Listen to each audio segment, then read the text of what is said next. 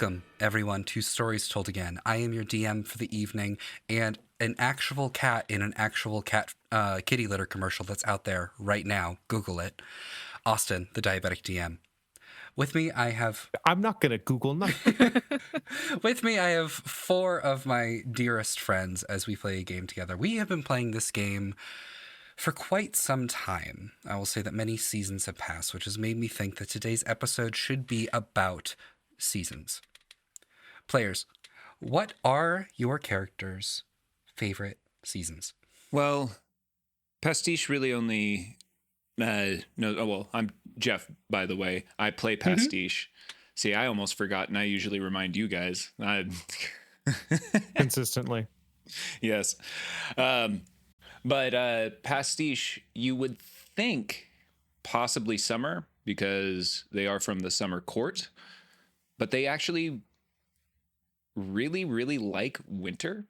They like to see the snow. It's so different seeing the cold, seeing your breath, all of that. All the leaves are gone. It just completely changes the landscape and is very, very interesting. You don't get as much greenery that way. Everything's white. I'm Rayne, and I play Vox Umbra. And Vox, I think, actually, it's funny you mentioned that, Jeff, because I think Vox is in a similar vein where you'd think that it'd be kind of like spring or into summer. It'd be like, the point of wearing like the big wide brimmed hat. 'Tis the season for that general aesthetic. But I think autumn is where they thrive, or it's their favorite type of, because it's like that first chill comes in, especially like living in Hava near the water. It's like you get that cold but enough where you can kind of lay on the cool of the beach if it's still warm just before, like, at summer's end. I think that's very much the vibe. Plus, I mean, I'm a spooky bitch at heart. I think Vox has to be a little bit as well. Ooh. Hey yo, I am Took and I play Loose. I feel like this is kind of easy and it just kind of makes sense. Fall for Loose, because he was also in this world's calendar year. He was born in fall, and that's just where his most peaceful. It's like not too hot, not too cold. You can wear a hoodie. You could drink some. You can still. You could bum off of autumn a bit and still drink the pumpkin spice lattes. Like Absolutely. I could see Vox being a basic bitch and having a pumpkin spice latte I'm every... sorry. It's a perfectly it's so adequate drink. Cinnamon is It has a a lovely healing potion flavor, and I shot. can It's only okay. afford a little bit of it. Yeah. This is actually how both Vox and Luz met each other, was in line to get their pumpkin spice. I mean, yeah, they're in the same town. Really, Vox is Highly just like waiting that. for the peppermint mochas to come back. the peppermint mochas. That's going to be next episode. What's everyone's coffee order? Oh no, Austin, don't do this to me. I don't know any coffee. I don't drink coffee either. What's so coffee? I don't know. You don't Coffee? You don't know coffee I don't races. know coffee races either, bro. Yeah, I don't know coffee races. Hi, I'm Tiffany, and I play Liv. And Liv's favorite season is probably summer, but towards the end of summer, I think, because that's uh because a lot of the harvest season comes in fall, but there are a lot of things that are also harvested during summer. And so when people are in fall, that's when they like do inventory, that's when they check granaries, that's when security is high, which means that summer is a little more lax. So that's the best time for robbing. And that's why summer is the best. You can get away with stealing their tomatoes, I guess. The perfect time for crime. Did you have seasons Yeah. underwater? I was wondering that too. I truly thought you were going to say my favorite part of the season is like the gray, like slightly brighter, dark nothing of cold that is living in the Octopus Order. Yeah, they're close enough to the surface that they experience some of it. And they got like weird greenhouses down there. hmm During winter, I That's so imagine cool. it's probably warmer than it is on land because it's in the ocean and the ocean insulates against ice and there's no snow because water or ice because the water moves. You probably ate like a lot of like seafood snacks and stuff like that. Sure. Yeah, I would think so too. Just because you're so surrounded by it. The only thing that Liv really knows is sushi. Just I would constantly. love if Liv had like an insane palate for sushi. Be like, well, this isn't actually that fresh or whatever it is. Like, it's just like oh yeah, like you are just the only one who's eaten so much seafood. Be like, no, I can tell that this And is I'm good taking fish. that idea immediately. Thank We you. just take You're Liv welcome. to like Fantasy You're welcome. Nobu, and she's like, "No, please, someone get me a burger. I want chicken fingers." That's Kesper. That's me. That's sad. Correct. Both my statements were correct. It's the same picture. Let's not wait another season longer to play, and let's get started on this episode of Stories Told Again.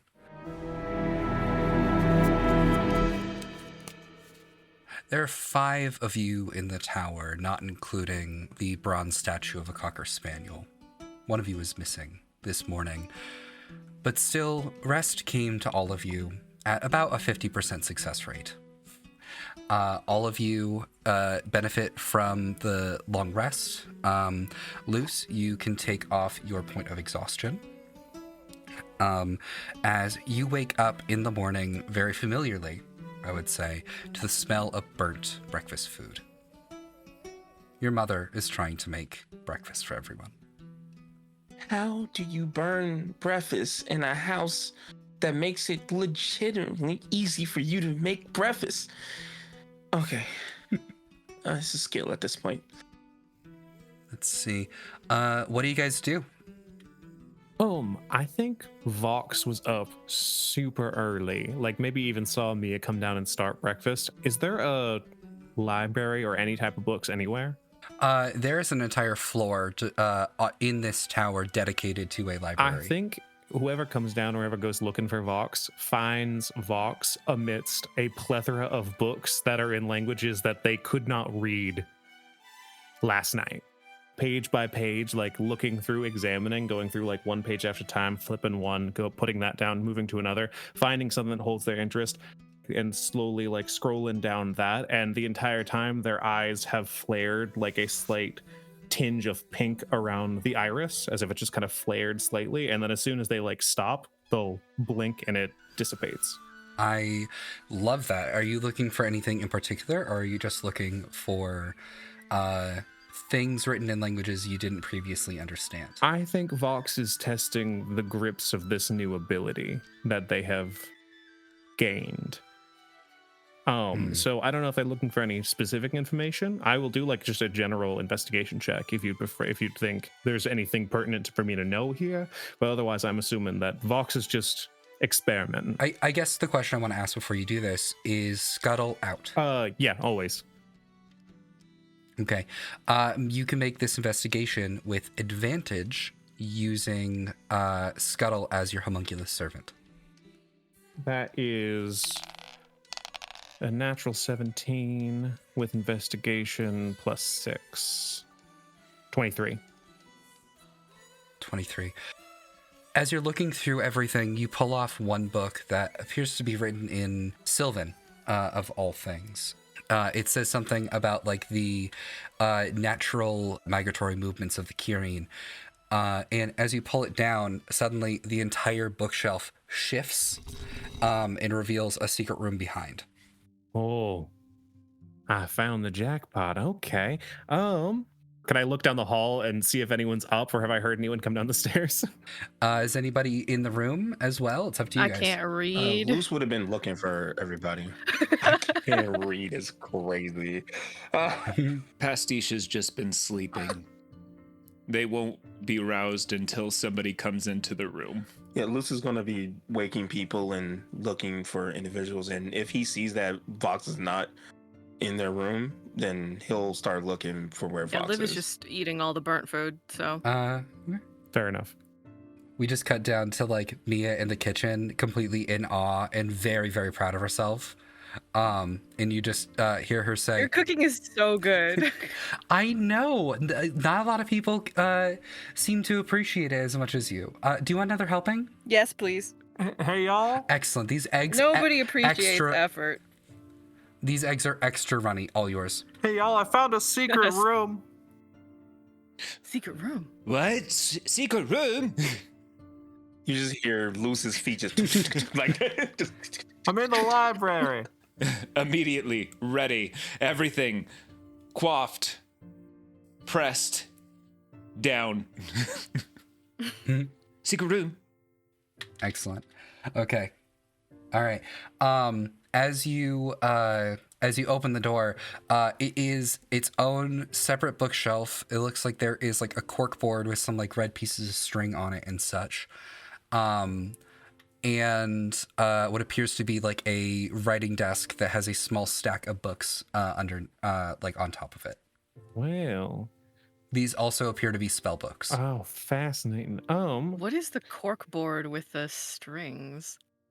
Make a investigation help check. action. I would also like to look into that. That was a nat one, so do you want to Please roll? I take have a my plus help. 0. As you hold it, wait, with a nat 1, Yeah. roll again. Okay. 8. With an 8, as you go to investigate, it appears to be pictures of a couple different people that you do not recognize, along with like some drawings and some scribblings. Obviously, you do not know exactly what they mean. They appear to be like old men in robes. You'd imagine them to be other wizards that are drawn in a very nice charcoal hand. As you're looking at a couple of them that you do not recognize, you hold one up and your thumb smudges one of the faces out. You don't know who it was, and you don't really have the ability to comprehend any more than that. I mean, I've seen art before, so this is what I imagine it is, and I just ruined someone's artwork, so I'm just gonna put it back where I found it and hope that no one noticed. I think Vox, who right. was helping, did notice, and he's just like, "Don't worry, I'm not gonna say anything." Oh, Mia, do you know who? I'm assuming this is Carps. Are we allowed to pilfer it? He hasn't been here in a while. Feel free, I guess. Fair game. Okay, and then I have would been also- unleashed. That's what I was hoping for. Not the green one. I'm already in here. Within reason, okay? He's gonna... I'll get yelled at. What is reason? How much is reason? You can all take one thing. How about that? Nice. Who doesn't lacquer their art? I'd also like to look at the can I re-examine the board? Is it just like it's like memories, or is it like a Modern conspiracy artist. board? Can I get that clarified? Investigate check. This is going to be at disadvantage because it has been tampered with. I would also like to make an investigation check if I could. Same thing. Luce is just watching. He's not going to touch anything in particular. That's just a 12. I rolled 2 14s. So Let's go, Pastiche. 15. Vox with a 12. You do notice that these appear to be like names of different wizards in the area. There is Somendian, there's Tratorius, a few others. It seems to be other wizards that are recognizably powerful in the ways of dimensionality and divination in particular. Pastiche, with a 15, you notice that it's also talking about wizards that gain powers and experiences from specifically other planes. And I think that you recognize this because you see the word many name that is crossed out twice.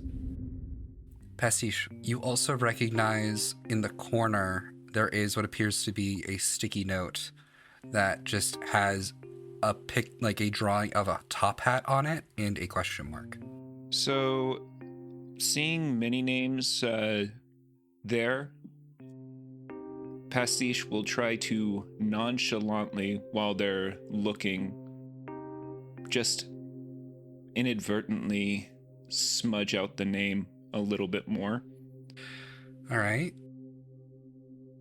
How Pastiche is going through this, you hear like muttering of the words like Samandian and Tratorius.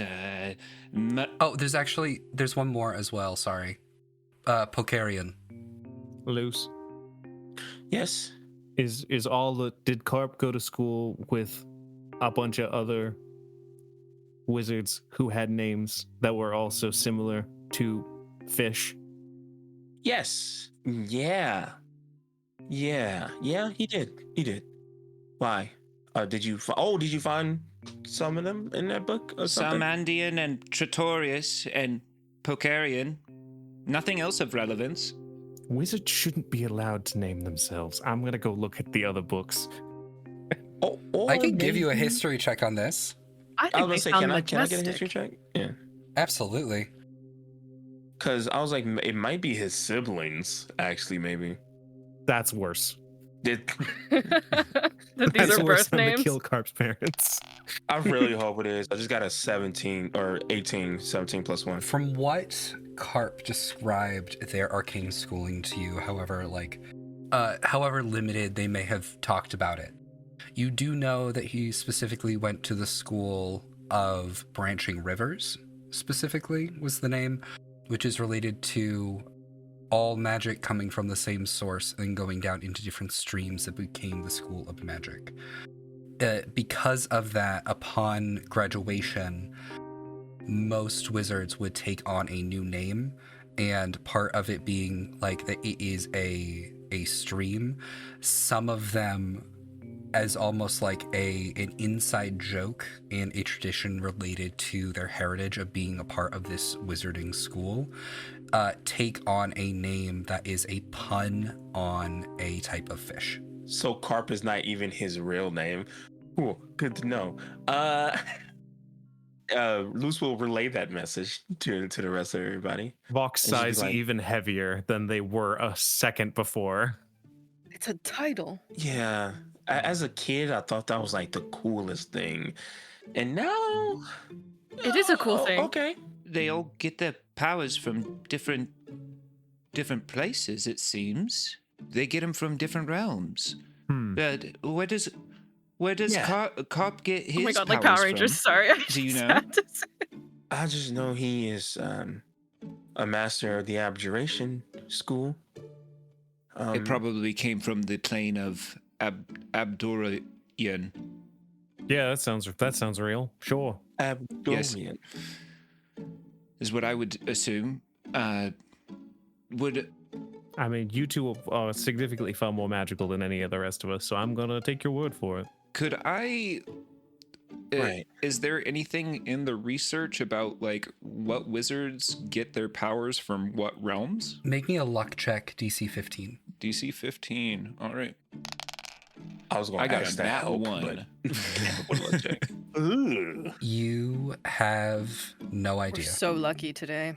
And with a nat 1, I'm also going to say that Mia calls up and says, guys, 2 minutes, then we're going. I haven't eaten yet. Food. It's okay. I saved some for you, and I, because the table is still full of food, so we can just bring a plate for you. I think I'll skip breakfast. Also, don't forget that we do need to talk at some point today. Cool? I mean, do we want to do it on the way, or do we want to do this now? Well, your mother Well- can wait, right? Yeah, hold on. And Luce will like down the stairs. Give us 20. Love you. Absolutely not. Bye, Mom. And then Absolutely back up not. the stairs. Close the door. He will close the door, and then that's not gonna matter. Yeah. She can't get to us in here. All right. No, fine. Rather than let's do this now, let's just move on and You guys can check one more thing, and then Mia will come up with a glowing axe. Uh-oh. Not the good axe, Mom. No. I'm just gonna head right down. I'll grab one of those spell books that were on the table. Okay. Oh, I'll also grab one. The coolest looking one. So, yeah, Vox, you grab one that is like this like old leather-bound tome, and Liv, you grab one, it's actually like a scroll parchment more than like an actual book, but it's very large. Pastiche is going to grab the research book that had many names in it. Okay. That's like a small, there's like a couple of different pieces of like notebook parchment as well. So I'm going to say you can grab the research, and you can also grab any mention of many name on the board. Okay. If you'd like. Yeah.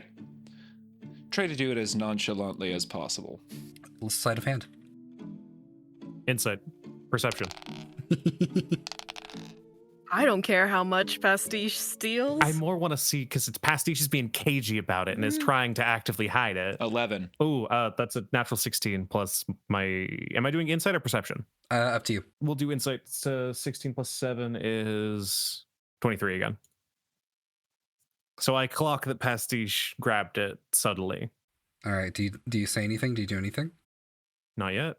All right. With that, you can see that as you go downstairs, all of you are now seeing Mia, who is not decked out as if she is going into a relatively safe city. She looks like she's decked out for a war.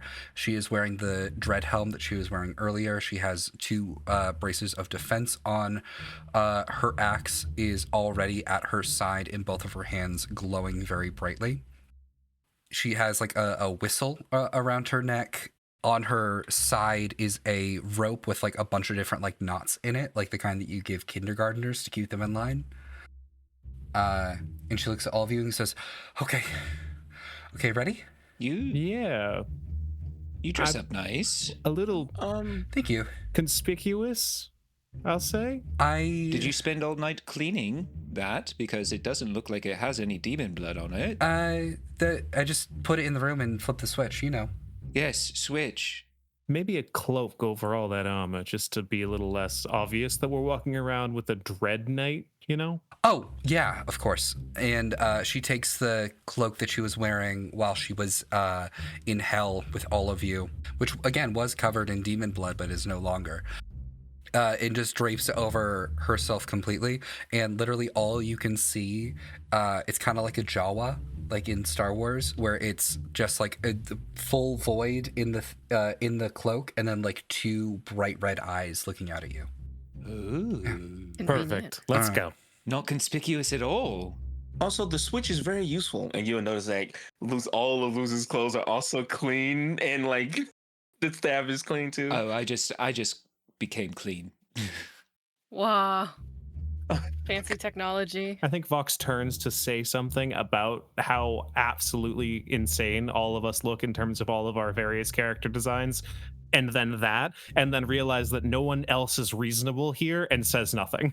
Just moves on behind at the tailing the end of the group. I'm just in a suit. As you guys head out, you're able to get into the city relatively quickly. It looks like you're about to be stopped with like a number of other people coming into town who, by the way, are wearing a strange mishmash of different aesthetics, as if people from all over are coming to the city of Croesus. There appear to be like tourists that are wearing like what you would consider like above table we would consider like traditional fantasy garb, but also some people who look very clearly in like more modern attire, like button downs and zippers. And they're wearing sweatshirts that have like Go Flaming Skulls on the back. And it looks like you're about to be stopped until Mia pulls out what appears to be like a platinum coin that has a tower design on it. And you are then able to go through without problem. One of the many perks of being part of an adventurer's guild.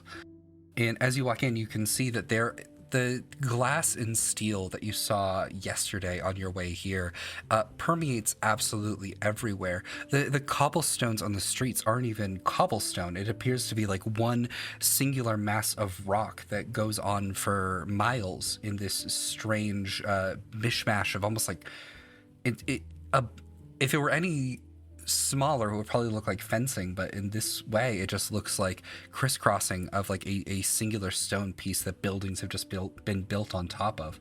There are sounds and sights and smells of finery and warmth and cold steam coming out all over. There are people that are just waving wands casually to walk their dogs, and others that seem to be traveling in and being pulled by carriages that have no horses. It is aggressively magical in the way that technology is indistinguishable from magic if you don't know where it comes from. We just talked about an entire community of extremely magical people who are fish in name. But in this case, you are fish in nature and you are fully out of water. Eventually, you are taken to a business district. A lot of more people that are wearing very modern garb of suits and ties and such, some of which appear to be holding severed hands that are doing like the telephone symbol and actively speaking into it, with the pinky and the thumb glowing in orange light. Among all these like steel and glass buildings, there is a singular cottage that would fit quite well, maybe not in Hava, but definitely in Slime, of more traditional sensibilities that I think all of you would be much more familiar with. And on it, it says the Adventurers Guild. Nothing more, nothing less.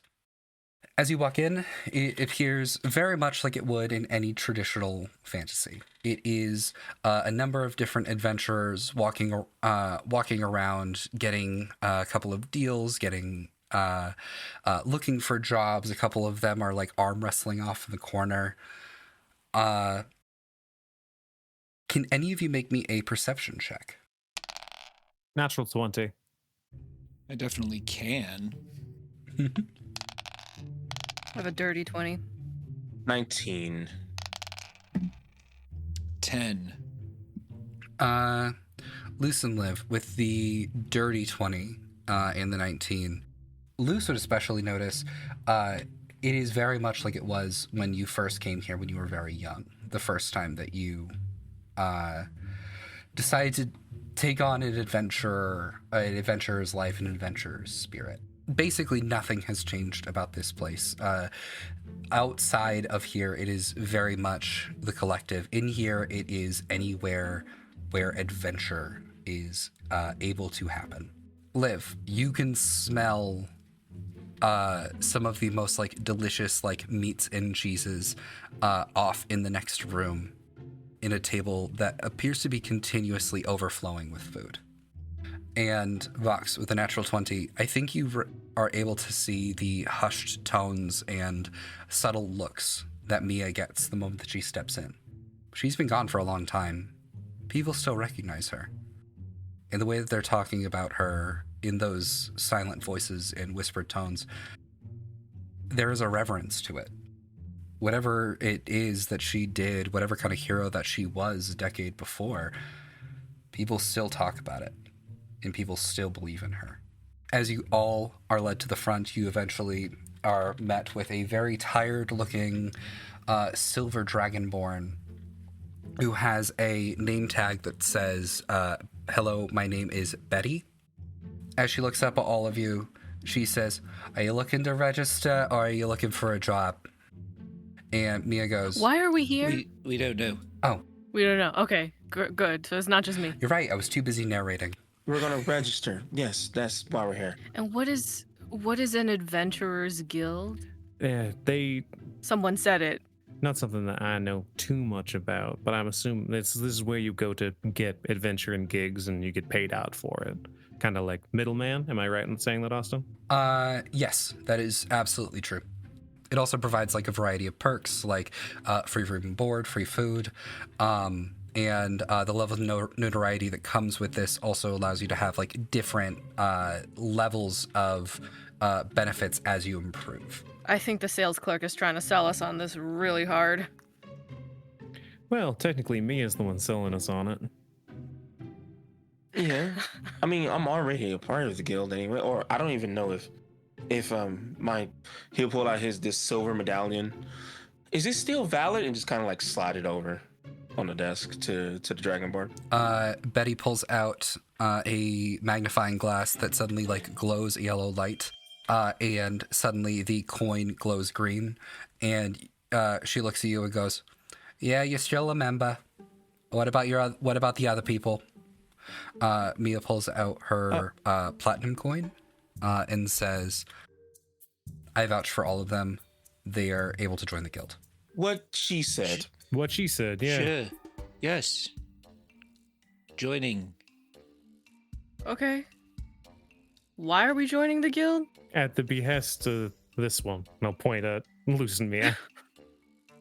Why are we joining this guild? So we don't get in a lot of trouble for not doing this. From your mother? around this area. Why would we get in trouble? No, in general. Okay, In general? in general. It's yes. both. Are we breaking the law? What have we done? We've done nothing. No, We only killed like 2 people. holy... When you say that, no one even looks up. Yeah, exactly.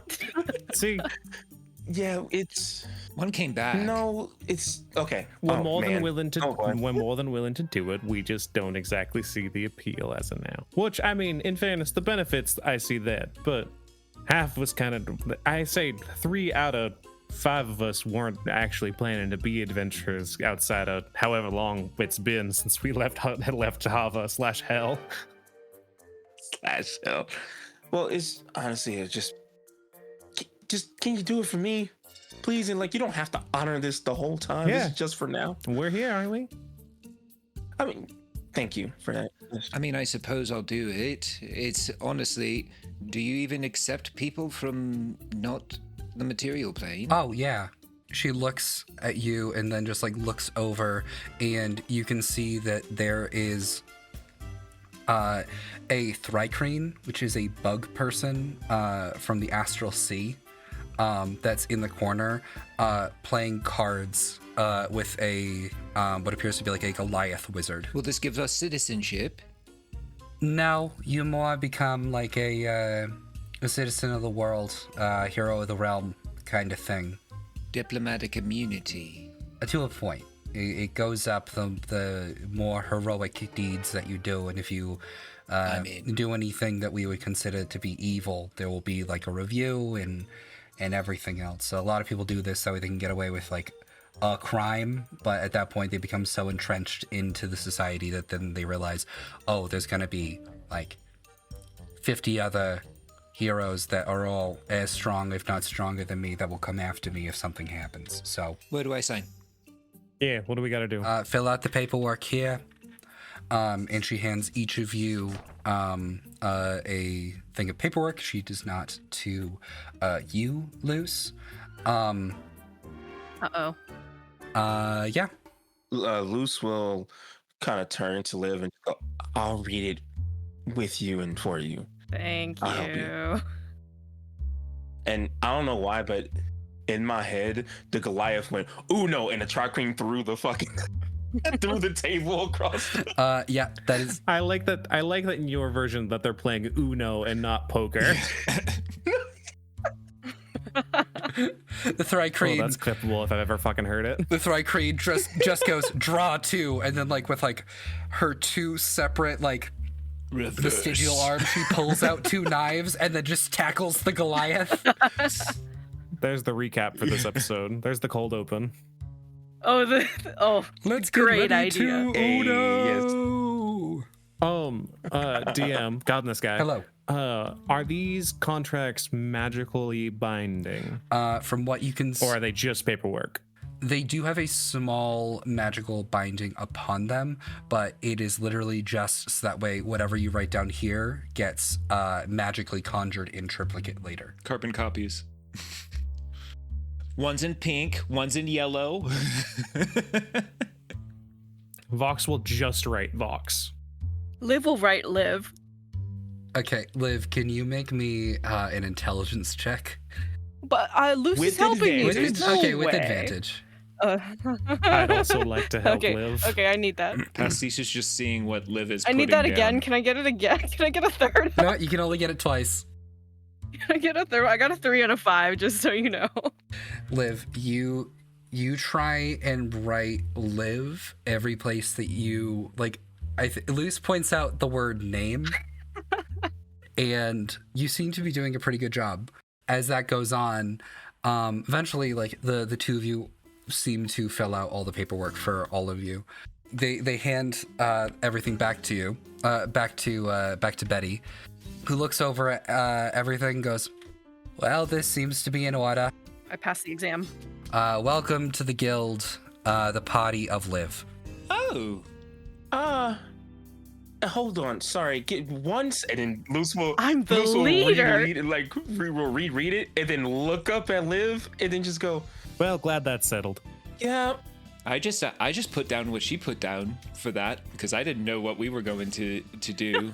You cheated off of. You said to put it where name. Okay, it's fine. We're the lives. Cool, yay. This is so cool. And like he's like obviously trying not to like panic a little. Yes. He's like, Watch out, Liv is coming It's for you. fine. Okay. As you all do all of this, Mia eventually pulls you aside loose and takes you to the job board. Now, there appear to be 3 jobs that are currently available. The first one it's written under Knoll class. Jesse Maplethorpe's bunny farm is out of lettuce. Retrieve lettuce from Mr. Ashwood and bring it to the farm for 25 silver in an hour with the bunnies. Skeleton class. Mr. Brixby's first grade class needs someone to read them a story time tomorrow before lunch. Completion of this task offers 2 gold and 20 very well-made thank you cards. Boulette class. The Stepping Stone Killer is active again. Detective Gray is authorizing deadly force. 1,000 gold pieces dead, 2,000 gold pieces alive. Party payment. Insane. I think Luce will look at the kid one and be like, "Oh, that's so cute," and then look at the murder one. Nope. No. And he's like, "But Short stack. You know what you... all right, fine, okay." Short stack. Hell, okay, Mom. I'm not short. I'm taller than you now. I can still kick your ass. As she's looking up at him, he's like, "Okay." He kind of like shrinks down below her eye line and then grabs the murder investigation. As you shrink down and like you're the same height as her, she just kisses you on the cheek and goes, I'm glad that we have this understanding. You bring it over and she looks at you with like a little bit of fear. And as she does, she looks at the 4 of you and says, "Okay, your funeral." And marks it down with a stamp that just somehow already says LIV, and puts it away and says, "You'll find Detective Gray aboard the Rock Feather. It's down by the docks." The rock feather by the docks. Okay. Thank you kindly. What did you grab for us, Luce? What are we doing?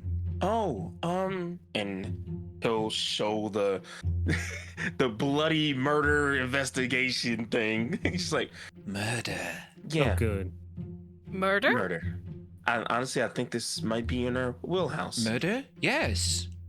We've done it a few times. Not specifically murder. I think we're very good at it. Oh, In fairness, we've only actually killed one person, and then he was unkilled a minute later. So really, I think Fair, we've done. We've A disgrace to truly our we haven't done reputation. a lot. well, I think we all have the ability to figure this out. So this will be good. Also, 1,000 gold. Yeah. Not bad. Let's 1,000 gold That sounds like a lot. go touch base with this detective. for killing one person. We have to do this. Yeah, it's worthwhile. Yeah. Not that I'm thrilled about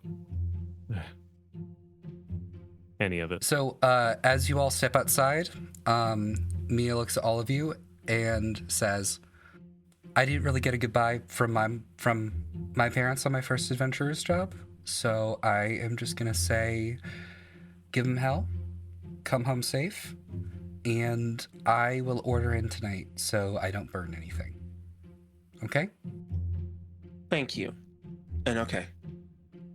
And the moment that you say that, she just immediately goes, "Okay," and then she slowly starts walking away, and then just immediately like starts sprinting, as if she wants to get back to the tower as soon as possible. Such a soft voice, such a scary helmet to be wearing while you're saying it. Yeah, you could. Oh, she's only Yeah. eyes right now. Function I mean- over fashion. Clearly. I mean, she used to wear that when like trying to help me through a lot of my phobias and emotions. And I thought it was real, cool back then. And now I realize it's a little horrifying that a shadow with red eyes was talking to me very motherly like. But that kind of fit my I future don't now. know. I found it comforting. Pastiche, there's very little I would be surprised if there was honestly anything that you found deeply unsettling. Yeah. All right, let's go to the docks. As all of you step out into the city, you're able to find the docks pretty quickly.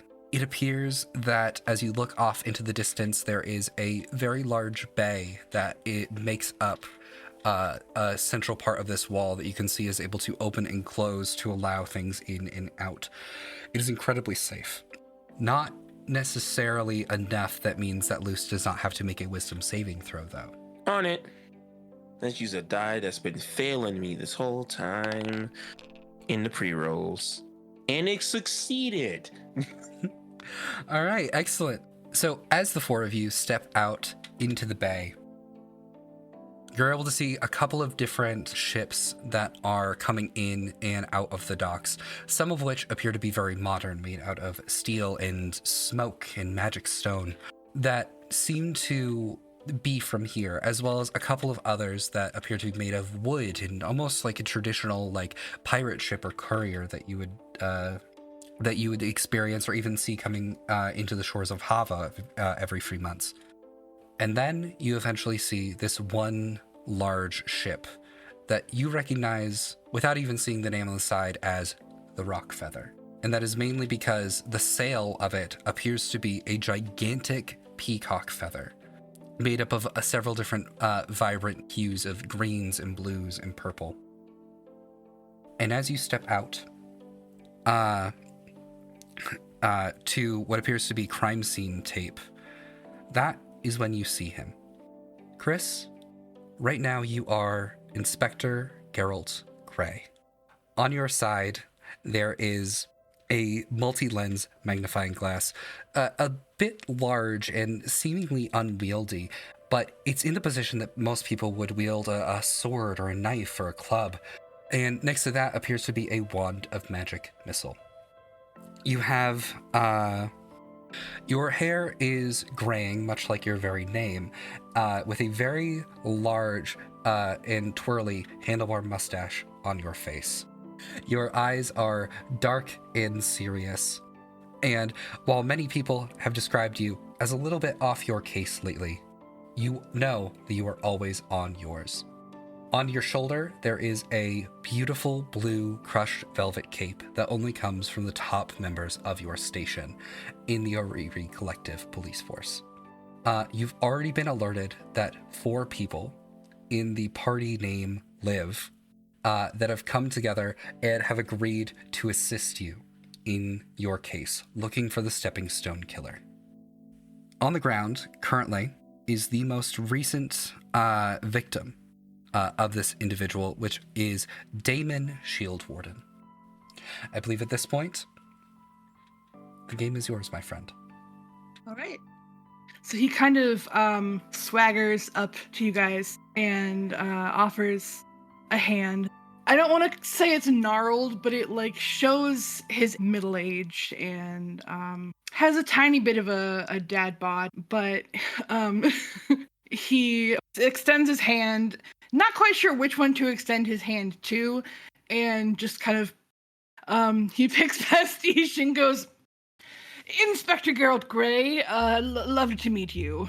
Pastiche wasn't even looking at you. They were looking at the mast of the ship, or the sail of the ship of the peacock feather, and they recognize that you're talking to them, and without even looking, just kind of put their hand out, like charmed, I'm sure, and just place it in there and give you a little bit of a curtsy. Yes, hello. Right. He turns to Luce and repeats himself. Inspector Geralt Gray, lovely to meet your acquaintance. And he does this to all 4 of you. I will say the last I'm not taking a stranger's hand. the last roll I made was a failure. It succeeded in failing me, is what I meant. Oh. I don't know if that wasn't clear. So Luce doesn't even take your hand. He's just staring at the water. Okay. So the only one who makes eye contact with you or isn't immediately hostile watching Liv, like since I was pulling up the back, I'd be like, Vox, Umbro, the rest of us are the Livs apparently. I apologize for my compatriots. We were not really prepared for what we're doing, so I'm hoping we can help out however we can. Of course, any help is absolutely welcomed at this point. We have the list of victims already, and we are investigating as thoroughly as we possibly can. We also believe that the weapon may be extra dimensional. I will talk to you about that in a moment. Extra dimensional. Okay. Is this a crime scene? Yes, this is a crime scene. I would recommend that you all step back. There's like, the police tape and everything. He, however, has not stepped back and is in fact very close to the body. Guys, I think the detective killed the guy. Liv, we can't confirm that yet. We need to examine it. Well, if you'll allow us, we'll be... Everyone, just be mindful of the body. Don't touch anything without pointing it. Just point out anything you notice, and let's see if we can handle this quickly so we can get on with everything else we got to be worrying about. Luce will start to like kind of hyperventilate and then go, I'll be back. And it just turn and and just walk away fast. And then while he's walking, because Pastiche taught him this, he'll start, I'm here. I'm okay. I'm here. I'm all right. I can do this.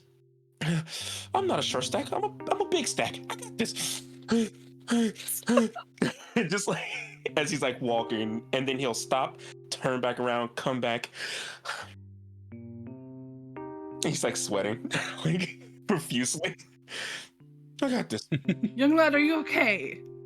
He reaches into one of his like really official like police coat pockets and pulls out like a handful of candy, and he's like, I have lozenges and marzipans and caramels, and don't tell anyone, but I also keep a lollipop for when I do really well.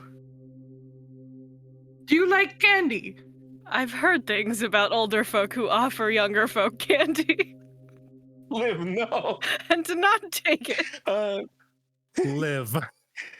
Luce just kind of looks down, and then he'll like shakingly grab a marzipan. He's like, thank you. Also, is there any other evidence that we need to go over? Maybe try and magically detect something or something like that. Maybe Magically detect something. Mm-hmm. Have my I think he calls over to like a deputy or something and is like, have we checked it magically yet? Yeah, one of your assistants comes over. This is Deputy Locke, who comes over. They're like this like very meek looking dwarven man with like a very like patchy beard, who just comes over and goes, there appear to be a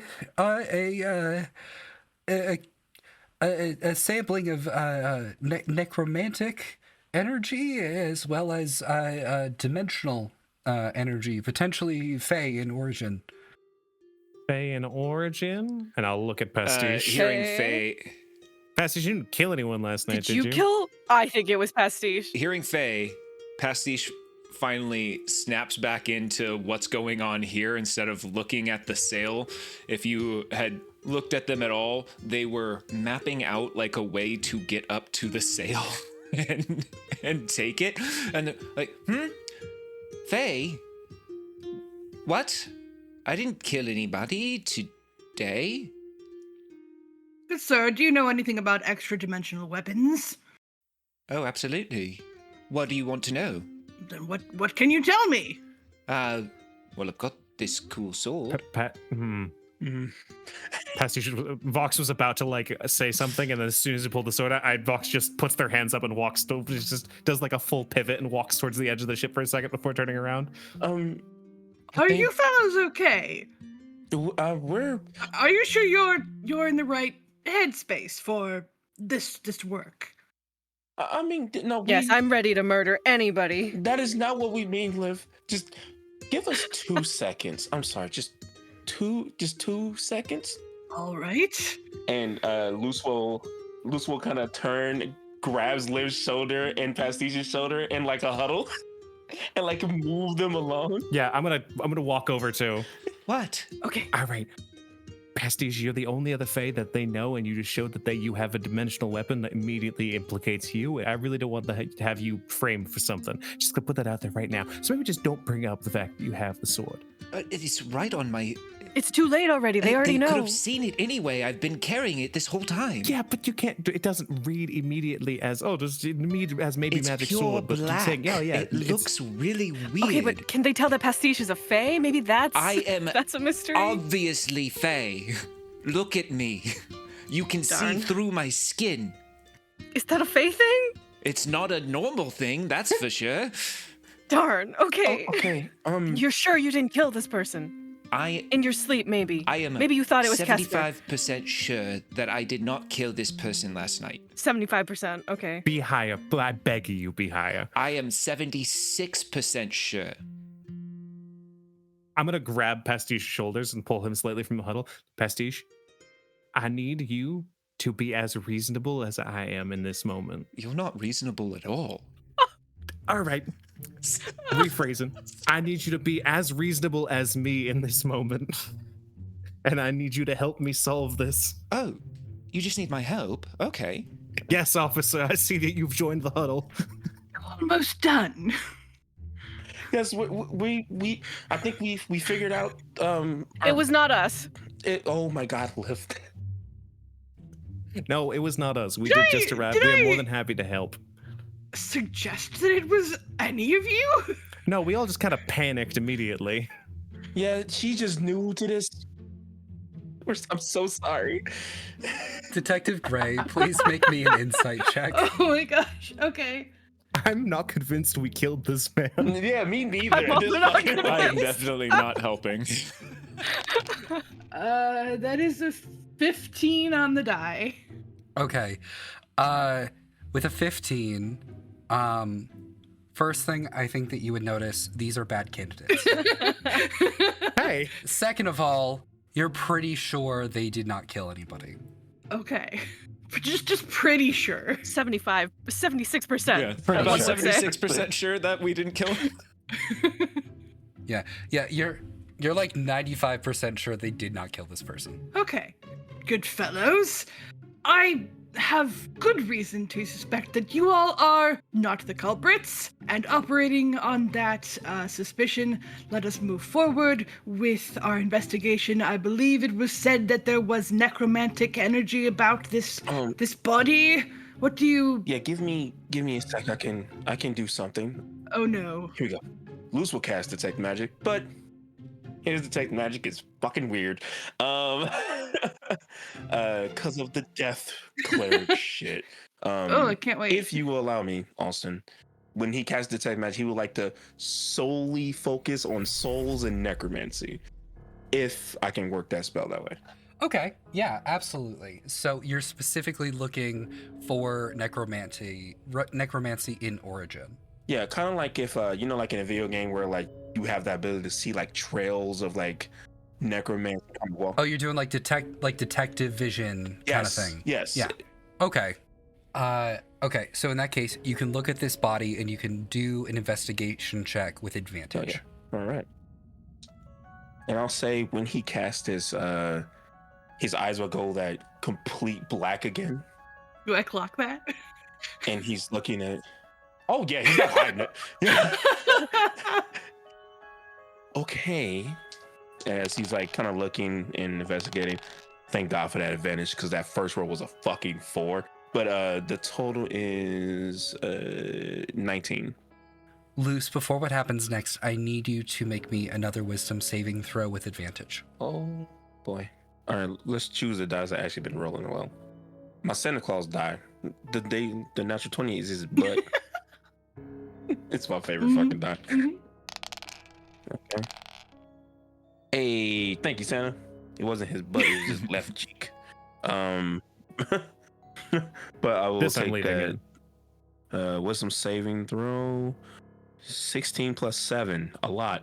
As you look and use your detect magic to look beyond the veil, you are first bombarded with a low-level necromantic energy that seems to pervade the entire outer city. Detect magic usually only works in 30 feet, but it is so pervasive that the entire city is depicted as if it's in shadow through your magic sight. As you look at the body, you're able to notice that it appears that it was killed by a few different knife wounds, but one of them appears to be glowing much more harshly than the others. You're assuming that this is the one that killed them. With what you're able to see, it appears that this was most likely animated by some sort of necromantic energy. The body was not killed here as you look on the ground, and you can see the literal footsteps that lead to the spot in which it fell.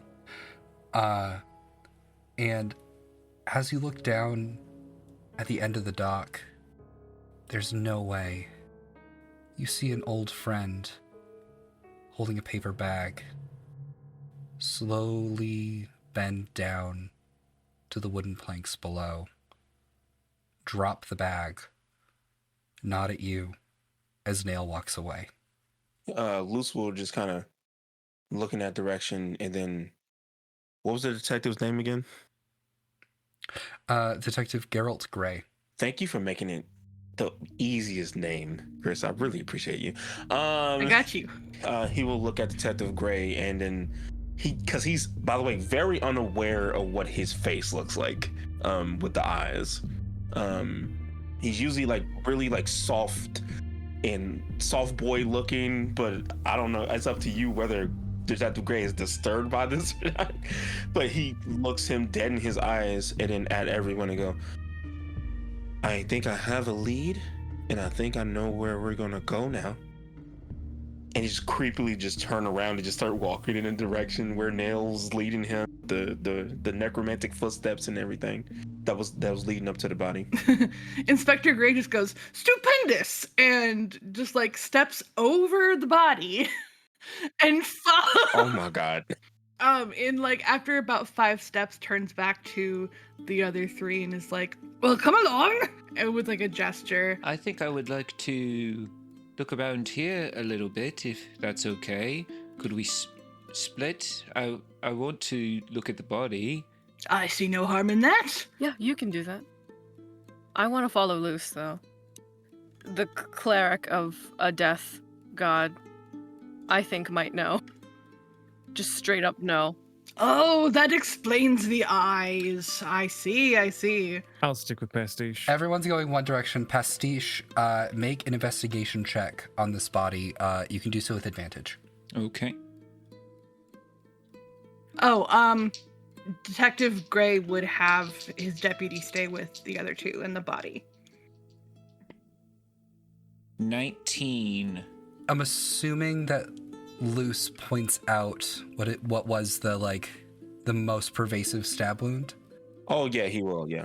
You notice that it's not just a single stab wound. It is one that appears to be a large blade, and then several other small puncture marks, like 6 or 7, that are surrounding that spot as if it was being like punctured by something else, most likely after death. Pastiche is like deep down, like kneeling over the body, and sticks a finger in the larger hole, larger stab wound. Deep, very deep. What? These ones are not as deep here, and these ones seem to have happened after this one. This one was the one that killed. Then these ones came afterwards for fun. And not in a good way. Fun. I mean, do you think stabbing dead things is fun? Looks at the deputy. It keeps my my line of work interesting, but no, not personally. Okay. Well, that's good. We can cross you off of the list of a suspect then. Oh, thank God. Okay, that's good. I'm really How glad. long has the body been here? Is there a time frame? So it's been here about 6 hours. Detective Gray was here first, and it appeared that the body had been moved after Got death it. to here. Is there any blood marks that show where it was moved from? There were none here, but this person probably died like 2 days ago. Can I also cast detect magic? I'll take out a little bit of like a pouch of sand and like rub it down underneath of my eyes, and my eyes will flick to life. Yeah, Do I totally. see that same kind of residual necrotic energy everywhere, or is it just on the body? It's very much like you're wearing sunglasses when you look at the city and look out at the wall. Like pervasive blackness in like that single spot where like the stab wound happened. Does looking for specifically like that dimensional energy that they mentioned, does it look like anything that's coming off of Pastiche's blade? You know what? It would. It definitely would. You also notice that it is more prevalent in those like small puncture holes instead of like the larger blade. Can you make me an Arcana check? Yes, I can. 28. 28. Imagine if I just said you failed. Fuck you, Rayne. As you're looking at the dimensional energy that seems to pervade into like the necromancy, it seems to be related to, you've been reading quite a bit on like arcane traditions in like the like wizardry aspect for the past day or so. So I think that this calls to mind that, which is that this is very clearly based around the why of this weapon, not necessarily the how. And by that, I mean the purpose of whatever the blade was that caused this type of damage seems to be based in a different plane of existence. And uses the energies that it gets from that space to then form this added effect somehow. I'm going to lean in close to Pastiche, and with that roll, Pastiche, this may be a little forward of a thought, but the only other person I can imagine who'd be having this type of dimensional bleed energy around it, do you know who that person who was trying to kill you was? Did they carry a weapon that would match this type of markings?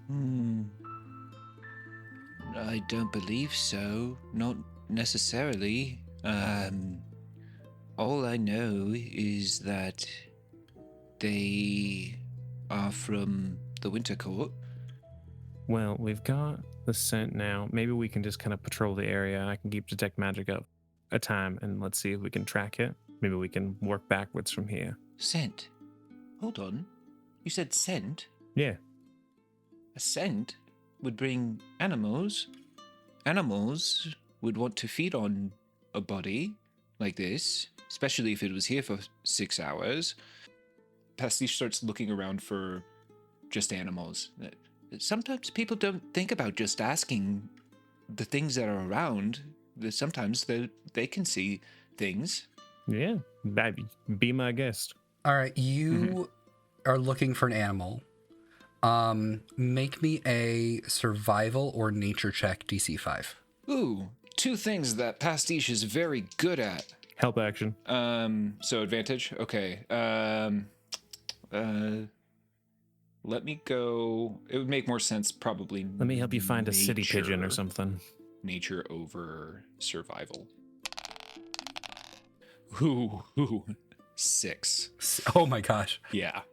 As you're looking around, there appear to be like a couple small fish that are just sort of like lazily wrapping around the docks, eating the seaweed.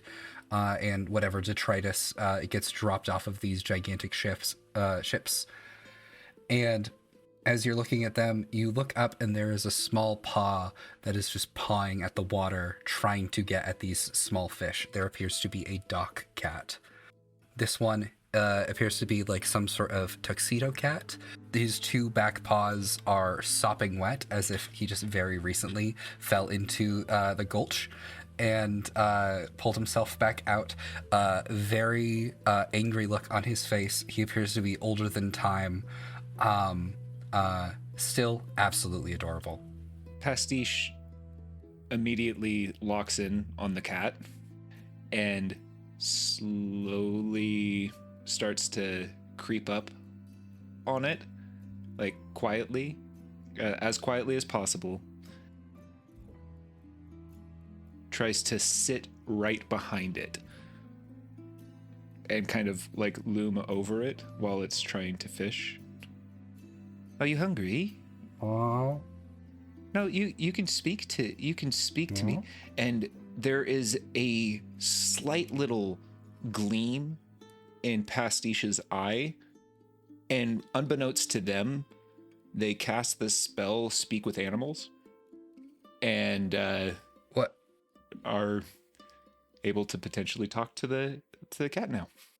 What the I fuck? said, "Are you hungry?" What?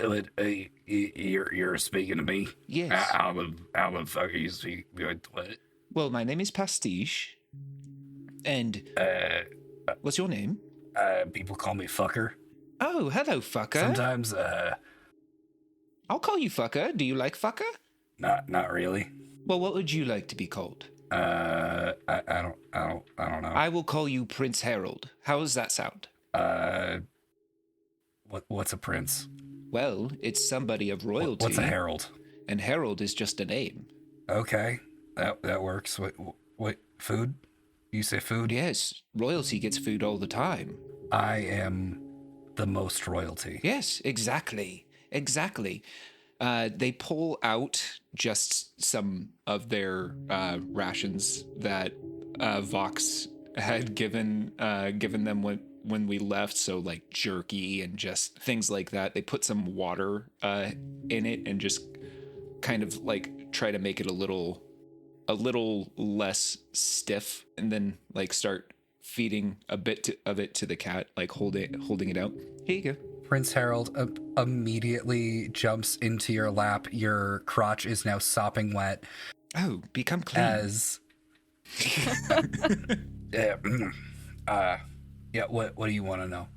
You are my favorite person in the world now. Well, you are my favorite cat of the docks, Prince Harold. Here, every time that you answer a question for me, I will give you more of this jerky, all right? I am Prince Harold. Yes, you are. Yes, you are, and don't you ever forget it. And if anybody else does not call you a prince, you hiss at them and you claw at their ankles. Understood? They lift up one of their paws as if to give a salute, but then you realize that they're just pawing at your hand for more Oh, food. yeah, see, here you go. Were you here earlier today? I'm always here. Did you see when that body that's behind us came in? Yeah. Who brought it? It was the big box that was on the water. The one with the feather it's the one that smells like a bird. Oh, I was looking at that. He came onto the box and somebody followed him. And then there was a chase out to where the thing is now. And one guy stabbed the other. And then he fell. And then he fell. And then he went back up. Oh. He went back up after getting stabbed. Yeah, I've seen that before.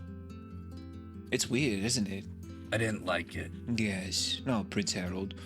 It's okay. It's okay to be afraid sometimes. Food. Did you know that? Food. Yes, food. Food. Here. Always food. Not to interrupt your remarkably one-sided conversation with this animal, but Pastiche, does the cat know anything useful? Oh, yes, absolutely. He saw the murder happen. Yes. This isn't one-sided at all. You just don't understand cat. It's one-sided. It's one-sided for me to hear it. Pastiche is what I'm referring to. I would love if you would elaborate on what you're doing, please. Oh, well, I'm talking to Prince Harold here. Prince Harold has told us. Keeps giving more food to the cat as they're talking to Vox. They know that the murder happened. This man that is dead over there came off of the peacock boat and was chased, then stabbed, then he killed someone, I believe. Right, Prince Harold? You said that he killed someone and then they got back up? They both fell after one stabbed the other, and then the one that got stabbed came up. Oh, okay. So one got... they both died, it sounds like. Then one did not die and then came back up. All right. Necromantic makes sense. Prince Harold, did you see where that one went afterwards? He's here. He didn't leave. Oh. Excuse me? He's here. Excuse me? Is he with us right now? It's not the short one, and it's not you. Was it Food? the one? Oh, here you go. More food. Is it the one that the dwarf behind us? Not that dwarf, not that short one? This short one right here. They're fine, right? He is good. He is okay. What about the one that the other short one by the body? Prince Harold looks at Detective Gray, and it's just airplane ears. Oh. Vox. Scary. Vox. Detective Gray might not be who we think they are. Luce, Liv, Detective Gray, what are you doing? Following Luce. Mm-hmm. Luce, you're walking down the docks to what appears to be a paper bag at the very end of it. Do you pick it up? Paper bags normally have lunches in them. I can confirm this. Luce looks at the paper bag and goes, I think this might be there might be something in it, maybe? But Or murder weapons. Well, in that case, it's evidence. We should check it out. And he takes like a white linen glove from his pocket and slips it onto his hand, and he goes, "May I?" and Luce, I would prefer you don't handle it because evidence. But go for it, detective. All right. Detective Geralt Gray, please make me an investigation check. okie doke. That's unfortunate. The 9 and the 6 look identical on this die. Damn, design Oh, no. choices. They're literally next to each other. They are not next to each other, but the 9 is closer to the 11. Okay, then it's a 9. A 9, excellent. This is a paper bag with a breakfast sandwich in it. That's all you recognize. Young fellow, there is only food in this bag. Oh, also I failed to mention that Luce is 7'2". By the way. Or no, he's 7'4".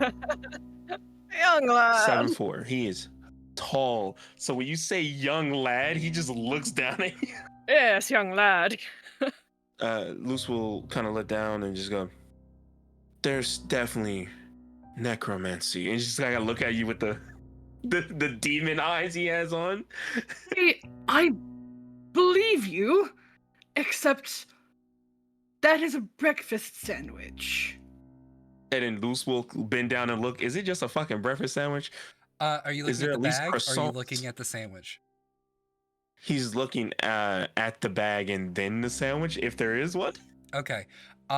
There is a crumpled brown paper bag, inside of which there is a very, very nicely made, still warm bacon, egg, and cheese sandwich on a croissant.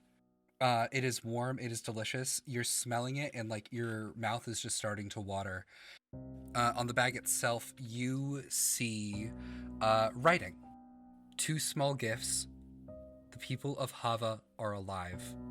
Top hats are near. I'm not afraid of a sandwich. I'll eat it. But I don't think that's necessary. In fact, we may want to keep this just in case this good man did say that there was necromantic energy about it, and we must investigate all routes of possible leads. Oh, it's a regular sandwich. It's just a good sandwich. And then Luce will look and go. He will actually pick up the sandwich and go, the sandwich is okay to eat. The bag is what I was more interested in. And, Luce, there is one more thing in the bag as well, by the way. oh, hold on. Hold that thought. And he's going to bend back down. It is a bolt, as if from like some sort of as if from some sort of machine. And he will kind of, he doesn't want to touch it. So he will pull out his medical grade glove. And you know those blue ass gloves that The nitrile exam gloves. Nitrile gloves. 100%. He A just single box is like $200. he just like blows into it, which completely defeats the purpose of it being sterile, and then slaps it onto his hand. Touch the bolt. Does this help at all? Gives any clues, anything, detective? And just kind of holds up the bolt. Austin, what does this bolt tell me? It's the murder weapon. No. Maybe? Actually? To you, it would be nothing. This is just a simple hunk of metal and iron and steel. So If we find the hole, we find the killer. the inspector gives Liv like a bit of side eye, not like judgmental side eye, just very confused side eye, and then turns back to Luce and says, I am almost 100% positive that is simply a bolt. Maybe you could use it to make something. Oh, okay. Yeah, I think these... Oh, this is on me. What exactly... But I do have a question, though, just from what I've seen. What does top hats mean to you? Or anybody? I think a top hat is just a hat. I own one. It's quite fancy. They're very stylish. Yeah. Goes well with my mustache. So, above table, once again, so sorry. Did he just leave Luce to shit that just pertains to Luce specifically? Not at all for this investigation? Yes. Yeah. The god of death is a troll. Cool. Well, someone just admitted that they owned a top hat. Oh god, you don't. Kill nail. Vox, Pastiche, what are you guys doing?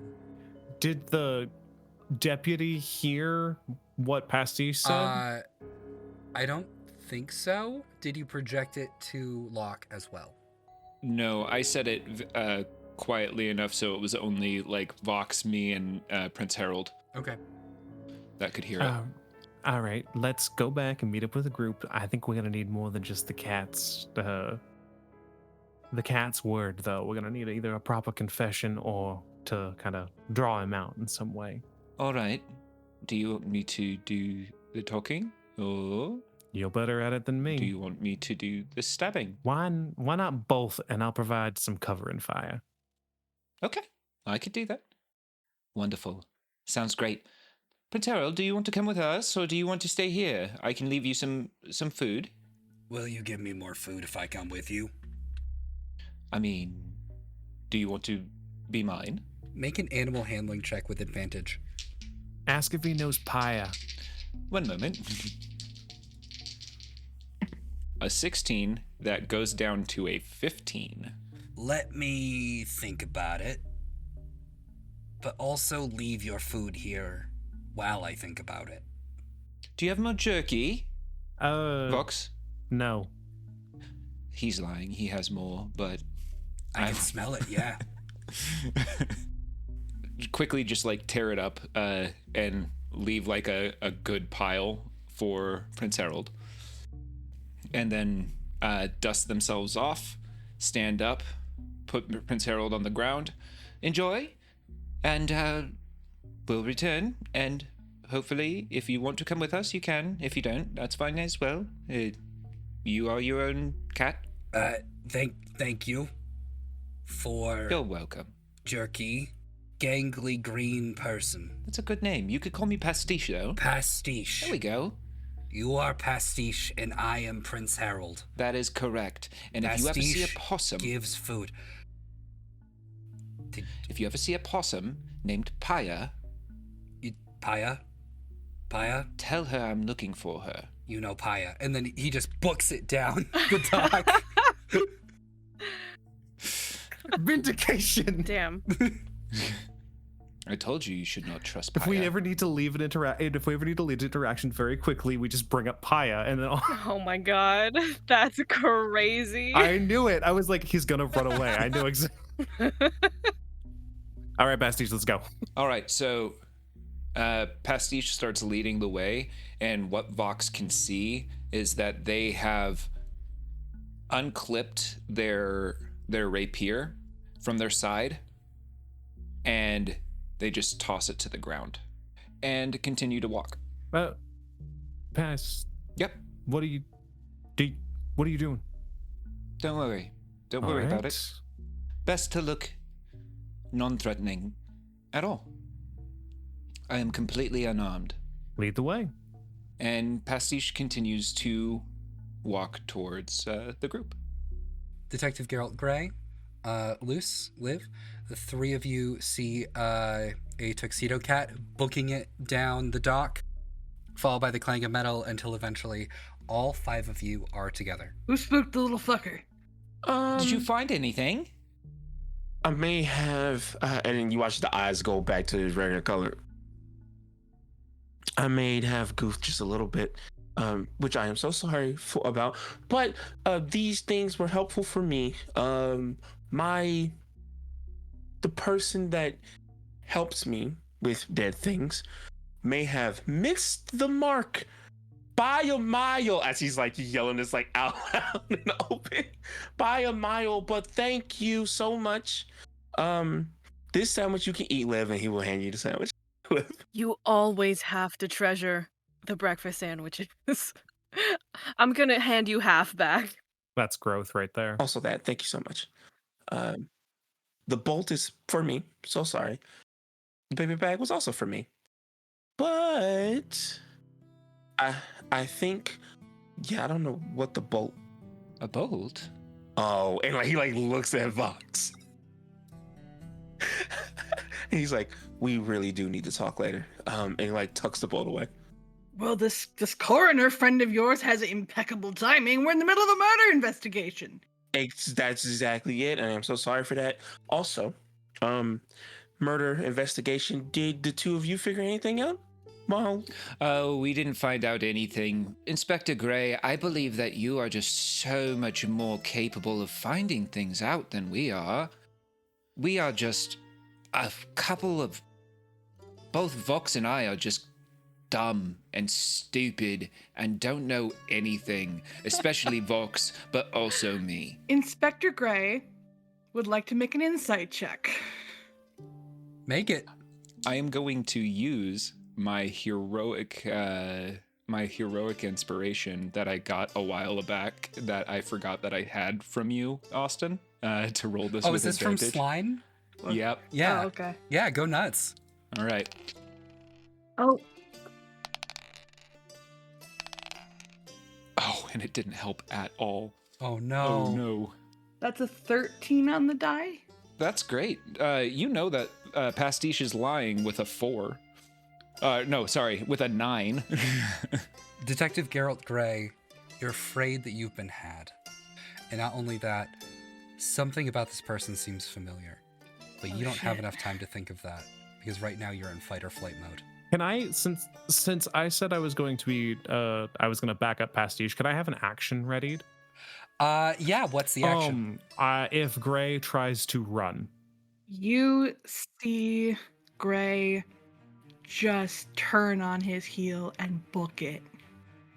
And when he does that, he takes Locke, basically uses him as a shield to like shove between you guys and him as he takes the fuck off. Okay. I have my action. Yeah. What is the action? So, do I have a full bonus action, or just to clarify? Or can I say that I have my Eldritch Cannon out already? We can say that you have your Eldritch Cannon out. Perfect. So, two things are gonna happen. As soon as Gray turns on the heel, I'm going to toss my Eldritch Cannon directly below Gray's feet with its Force Ballista variant, which is its usual cone form. If I hit Gray's AC, Gray is pushed 5 feet away from the cannon. My goal is to knock Gray 5 feet up into the air, firing upwards. Okay. So I'm gonna make a ranged spell attack. I have a +9 to this.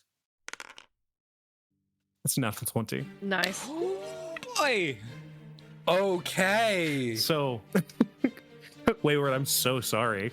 Fox throws the frame of the gun pointed down as if it's like at a slight angle, so it hits and slides and then clicks up on the rock they saw, like on the dock, and then Scuttle is part of the mechanism, my little homunculus servant, and then just fires, and it just launches Gray up into the air to bounce them. He fully Skyrim ragdolls. And then he'll take 14 damage. You're thrown up into the air and then you're knocked down completely prone. You hear a sickening thud as it sounds less like a person and more like an object, in the way that a corpse is an object as it falls to the Nice. floor. I thought we were supposed to talk first and attack second. No? Well, a cat did say that he saw it kill him, and he did immediately try to run as soon as we had it. So I think we might have just lucked out. Oh, I knew it! I said that the detective was I solved the murder.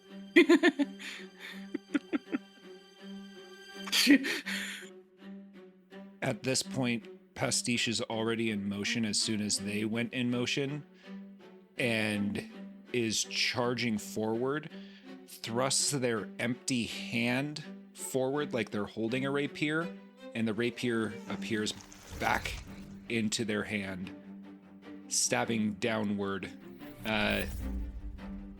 into Gray.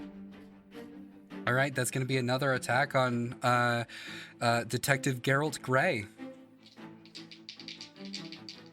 And also, it does the usual like vibration, like it looks like it's moving ever so slightly, like vibrating as it punctures in for Booming Blade.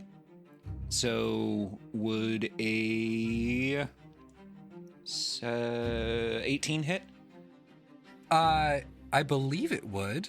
Yeah, your AC is 14. Okay.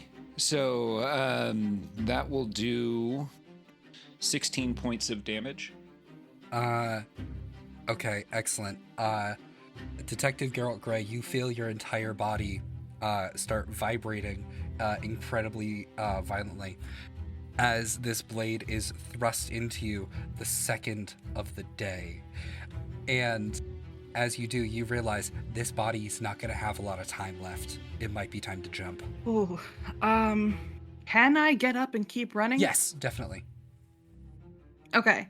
I get up and keep running, and I book it, and I want to find, like, the nearest dock urchin I can find and do the thing. I will not take my opportunity attack. Oh, yeah. As soon as they start moving, they take an extra 2d8 of damage from the booming blade as soon as they move out of the 5 feet from me, and that will be an extra 10 points of damage.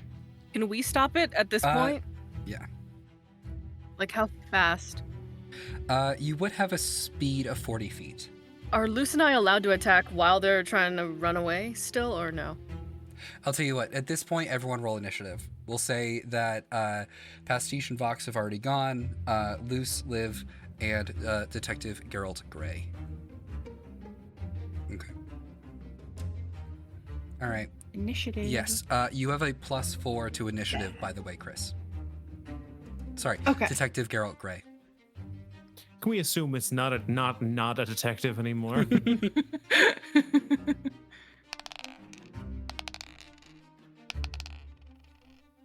All right, so what did everyone roll in initiative? 16. 12. 10. 11. 13 for me. Vox and Pastiche have already gone.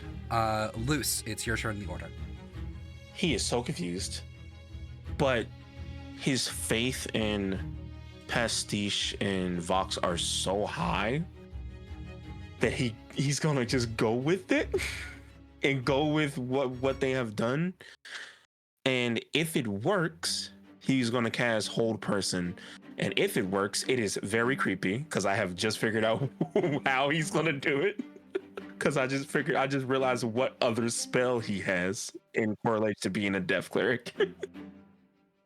Does Whole Person works on the detective, quote quote?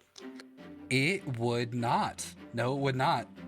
I will expend the slot because he would not know that. But it still will go off, and as the detective is running, undead skeleton hands will just appear out of the ground and just attempt to grab hold of their feet as they're running. Oh, that's cool. And Luce I will just love hold that. out his hands, his eyes will go black again. And he doesn't even say anything, he just casts it. Okay. You still have your bonus action as well. Is there anything else you'd like to do? For his bonus action, if he gets a free action, his free action is what? Cast a spell. I can't use probably a specific item as a bonus action. If I'm correct, if I remember correctly. You can use the balloon as a bonus action. He will cast a spell. See that. Actually, I'm curious. Chris, how does the detective dodge the skeleton hands coming out of the ground? Seems to bend in ways that don't look humanly possible in order to dodge these hands. And I think at this point there's a bit of snapping coming from this body. Gross. Ooh. Distending. I thought my We brain also was have like, pie oh yes, a items. rubber band monster. Perfect. Like just Rubber Band Monster is cool and weirdly creepier than what's happening. Once he realized that didn't work, and it was his first time casting it, he just goes, "Okay, shit." And he like a light bulb goes off in his head, and he will just look at the balloon, like pull it out. This like really damp, deflated balloon that he got from Paya, and he's like, "Work." And he just focuses on it. All right. Okay, as you do, it inflates by itself. It's like one of those like foil mylar balloons with the number 2, and it just floats above your head. And you know that you can activate that at any time as a reaction. You don't know what it does. You have a reaction. Okay, as a reaction. I have a reaction right now. It's gonna start reacting. Right voice in the sky, so I'm just gonna React. Oh, he's gonna start like running after. This is so fucking stupid. He's gonna start running after the whatever the fuck the detective is. Perfect. And he's like, okay, I got this. But he's not gonna use a reaction yet. But he's chasing after the detective. Okay. Detective Geralt Gray, you are looking for another person, correct? Correct. All right. Make me a perception check. So that's a 15 total. Okay. Just so you know, perception for your form, you get +4. Ooh, okay. Then that is a 17. All right, with a 17, there does appear to be one person. they look a little bit sneaky, a little bit shady. They look as if they're like more of a pickpocket than they're actually there to like handle any sort of business. They appear to just be walking down the dock, just sort of like scoping out the goods of everything. This person is wearing this like old discarded trench coat in order to keep warm, perfect to hide the real you. This would be an excellent mark. Okay. I'm going to like sideswipe scoop this person into like some sort of like covered area, like a stack of boxes or something like that, and transfer myself to them and try to like exit. Chris, you are Leora Longshanks. Okay. Everything goes off without a hitch. There is a dead body in your wake, as there always is, as you then book it down the dock, none the wiser. I'm assuming that you hide yourself underneath the trench coat. Yes. Excellent. Okay. Let's see. Next up would be Liv. Now, how far, like, how much in view distance did Gray get? Probably like 20 feet. So I saw the run, and then I saw the possession?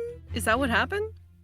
You saw, from your perspective and everyone else in the party's perspective, including Locke as well, who was still there, you saw Detective Geralt Gray grab onto somebody, pull them behind some boxes, and then immediately that person, Leora Longshanks, stood up, looked at all of you, and then booked it down the rest of the way.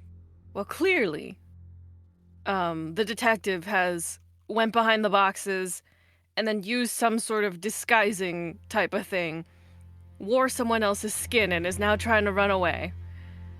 So I'm gonna chase after the new person and divine smite them. Because they're 20 feet away, right? That is correct. Yeah. Do we see the new person? Yes, you do. 15 hit. 15, I believe, hits. Yes. Nice. Okay. And then the damage. Ooh, it does extra damage because it's Vox's sword.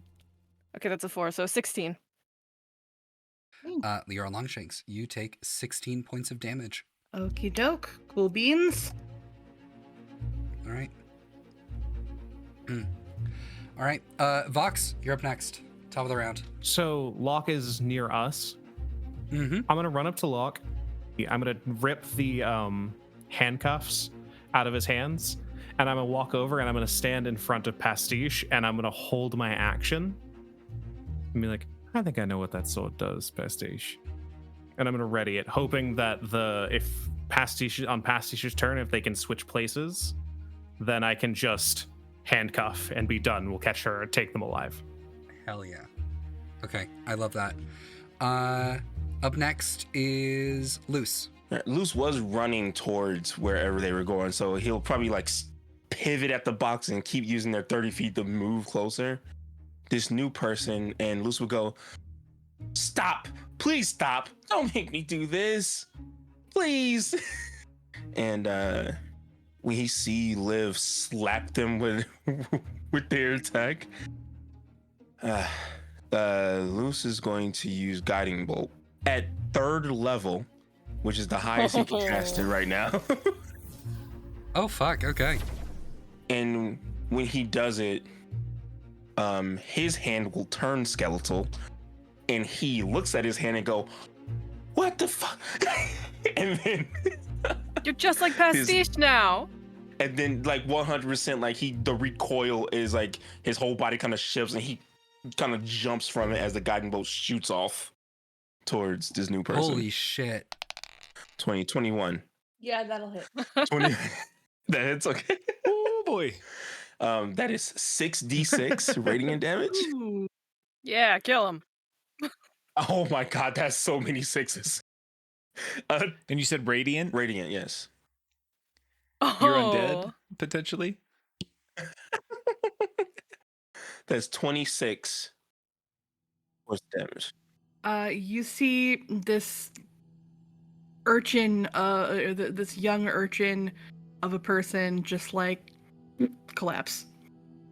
As this bolt hits them, the skeletal nature of your own hand, you can see the bones of this person just sort of like fly out, as if like the light of this bolt is allowing for like the skeleton of this person to be visible for a moment. And you see that there is something a little bit more right now, as you see like these like silver roots that are digging into the skin through what appears to be like a some sort of metal blade, as suddenly the body is knocked down dead, and you hear metal clanging onto the floor of the dock.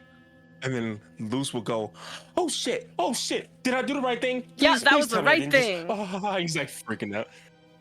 It's murder for money. It's always right. That's not. Well, we did it, guys. Let's bring the body back. Well, hold on. Let's make sure make sure it didn't jump to anything else. Wait, did you not want to handcuff me? What? Pastiche, I was hoping you were gonna have to teleport, and then I was gonna grab him, because then they wouldn't have gotten any No, further. Pastiche, you're not the murderer. I mean, I will Yet. handcuff you if you'd You're like, correct. but I don't know if it'd be that helpful. Maybe later. And they All went. right, I'm walking away And, from this. Keep walking. Why are we handcuffing you?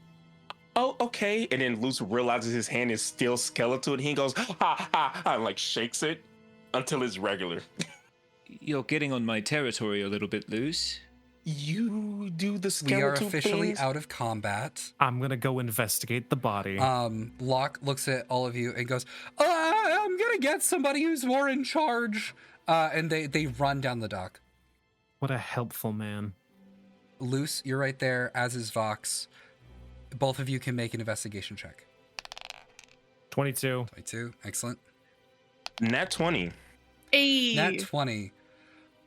Okay. Luce, you notice that there are like a couple things in this person's pockets. It looks like a couple of different like money bags and like a couple small gems. I'd say you found about like 50 gold pieces, the equivalent of, on this person. But that doesn't matter, because there's also a gigantic knife sticking out of this person's shoulder blade. Was that did the not detective have the Yeah, rewind. What? And just looks at Fox like, what? look loose? Be my guest. Pull it out. I'm sure it's fine. What that thing? Well, I ain't gonna touch You want me it. to, why? Oh. And he puts on the. You want me to touch the dead body? And he'll like snap on the medical glove again, and then like, Come on, we've all butchered a deer before. and then he'll like grimace and like. Weirdly though, like he feels at home doing this for some reason, but he doesn't want to admit it, There is and he'll touch it. definitely a schlorp. Ugh. He goes. Ugh. And Wait, is Chris a possessed knife? Luce, as you pull out this object, you feel a strange closeness with death itself. This is an object meant to kill. And not just that, it's meant for a bit more. Chris, Tenere, please describe yourself. So what you see is a pretty hefty knife with a cold silver handle and a very, very sharp sculpted black blade, and around the pommel and around the hilt are these guards that look like branching silver tendrils. And there is something very unnatural about them. Tenere, as you are pulled out by this person, there is a strange familiarity in this person's hand and this grip. You didn't recognize them before, but now you do. You recognize this party. You know these 4 people. It's all coming back to you. It was a long time ago. But this is them. I see Zephyr has left you, killer of Carperos. What? And he goes, he Does just, the blade speak to everybody or just to Luce? All of you are, I'm assuming, are within 5 feet at this Yep. point. Yes, sure. Yes, I walked up. Luce will just kind of like, huh? No. That is unfortunate. You were so blessed. Yeah, When did you kill Cop? Okay, you're talking nonsense. He will start shaking the knife like bad knife. Stop. Like, I shit. need everyone to roll me a d20. Okay. Is that me too? Yep, you too, Tenere. 18. 16. 17.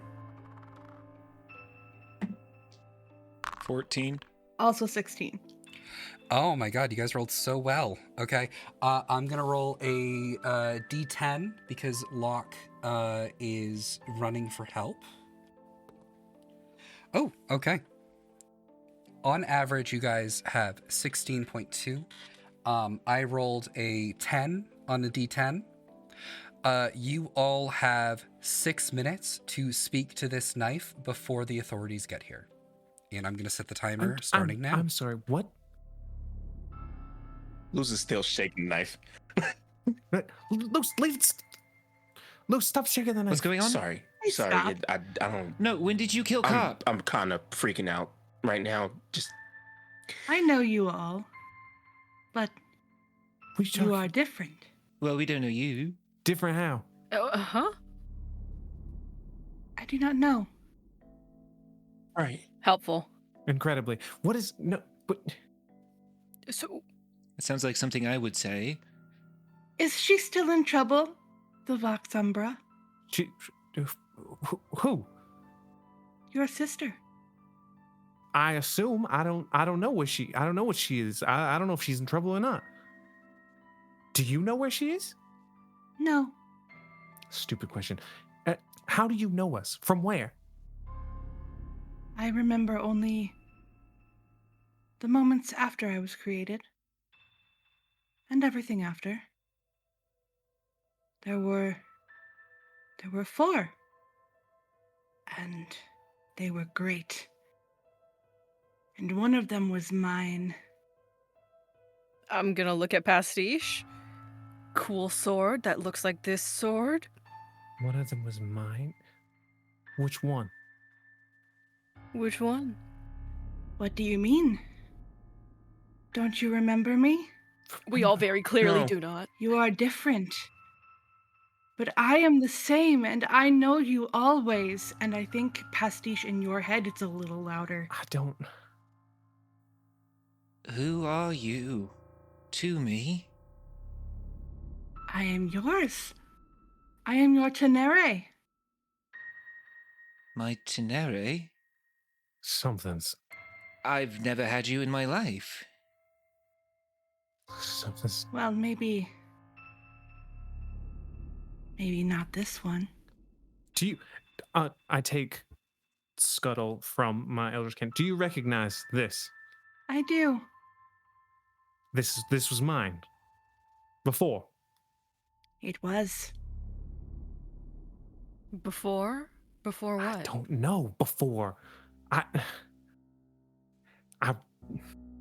Why do you run from them, Oblivion? They're trying to kill me. What do you mean, why? You outshone the sun for them. They should not be trying to kill you. This outshone the sun? What is that supposed to mean? You blinded in their name. It was glorious. Give me the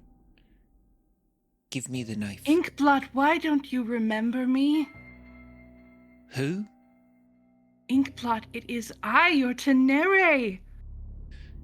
Give me. I am here. Luce. Luce, give me the Well, knife. okay, I guess I do. And he'll just like dangle it over to you. They quickly snatch it and shove it into the bag of holding. Oh, shit. Tenere, do you want to try and do anything to stop this? Can I freeze myself to their hand? Yes, you can. I'm going to say this is going to be a strength saving throw. Oh, great. To my hand or to Luce's hand? Up to her. To Pastiche's hand. Okay, it's going to be a DC 17. Oh, great. Okay. You got this. You're Saving so buff. throw, you said? Oh, it doesn't matter. 14. You guys have a minute left. You do Hand feel goes the into the bag of tendrils. holding. Yeah. Ow. What? Stop it. Listen. Ow. We need him. Get it out of me. Get it out of me. Get it out of Why? me. Why don't you recognize I'm going to grab me? Pastiche's hand. I don't know who you are. Ours was a purpose. Inkblot, please. I do not know that name. I'm Pastiche. What cards have you drawn? What? What are you talking about? What cards have you drawn? That's 6 minutes. In that moment, Pastiche, you feel the blade slip out of your hand, floating into the air above you. Tenere, is there anything you'd like to say? I think it will point towards Pastiche and simply say, we have a purpose, and that's it. The blade flies down the dock as if it were being thrown by someone and lands in the hand of a very powerful looking wizard. And you recognize their face. This is Kieran. And they look at all of you and say, "Excellent work, the party of Liv. The Fractal King would like a word." Stories Told Again is a podcast game mastered and produced by Austin Baki and performed by Tiffany Veprinski as Liv, Rayne Eldridge as Vox, Took I Guess as Luce, and Jeff Barry as Pastiche. This episode featured Christina Knight as Tenere. Editing by Rayne Eldridge, mastering by Tiffany Veprinski. The logo and all artwork is done by Beelzebub Herbinger. A link to their work can be found in the episode description. Lore keeping by Jess the Cleaver. Website and social media by Chelsea Louis. Be sure to rate us 5 stars and follow us on social media. Link in description. Special thanks to Christina Knight. Thanks for listening, and welcome to the story.